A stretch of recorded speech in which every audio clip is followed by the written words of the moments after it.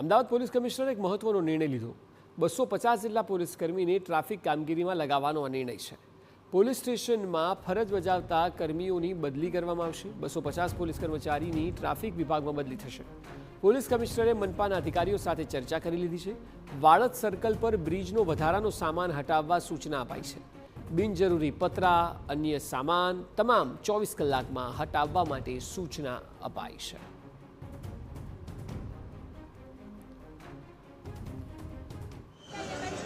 Municipal કોર્પોરેશનના પણ જે અધિકારીઓ હાજર છે એને સૂચના આપને અપાઈ ગઈ છે કે જે થોડા રેસ્ટ્રિક્શન રાખ્યા છે એ વિધિન 24 અવર્સ હટાડી દેશે, એટલે થોડું પહોળો થઈ જશે. તો અહીંયાથી પણ ટ્રાફિક હલકો થશે અને અહીંયા વચ્ચે જે રાખ્યા છે એ લોકો બેરિકેડ એ પણ એને હટાડશે. અને આ સિવાય આજે જ હું 250 પોલીસના જે માણસો છે, કર્મચારીઓ છે, એની જો રેગ્યુલર પોલીસ સ્ટેશનથી હું ટ્રાફિકમાં આજે જ ઓર્ડર કરવાના છીએ, એટલે હોપફુલી ટ્રાફિકની સમસ્યા થોડી ઓછી થશે.